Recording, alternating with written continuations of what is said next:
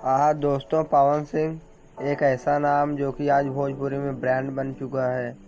और खेसारी लाल जो कि वो भी अपने आप में एक ब्रांड ही है। इन दोनों की कंट्रोवर्सी की खबरें रोज मीडिया के सामने निकल कर आ रही हैं और फैंस काफ़ी ज़्यादा परेशान हो चुके हैं।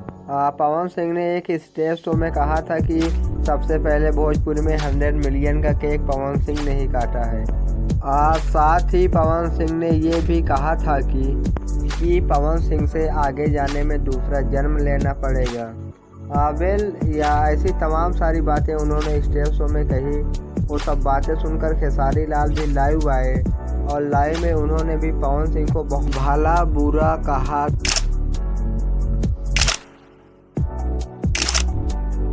खेसारी ने कहा कि अगर ज़्यादा चर्बी चढ़ गई है तो आके दो हाथ कर लो, पता चल जाएगा। हालांकि इन दोनों की लड़ाई को देखते हुए रवि किशन ने इन दोनों को एक करवाया था। हालांकि उसके कुछ दिनों के बाद ही ये दोनों फिर से अपने पुराने रवैये में आ गए और एक दूसरे को लाइव में आकर भला बुरा फिर से कहने लग गए।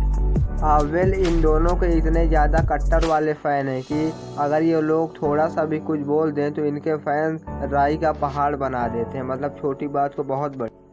खेसारी जो अपने हर एक इंटरव्यू में पवन सिंह को अपने बाप के तुल्य बताते हैं, लेकिन वो खाली इंटरव्यू तक ही सीमित रहता है। रियल लाइफ में ये दोनों आपस में भिड़ जाते हैं और मेरे ख्याल से इन दोनों को एक रहना चाहिए। अगर ये दोनों एक रहते हैं तो भोजपुरी इंडस्ट्री का बहुत बड़ा नाम होगा। आप प्लीज़ वीडियो को एक लाइक करके और हमारे चैनल को सब्सक्राइब कर लीजिए। धन्यवाद।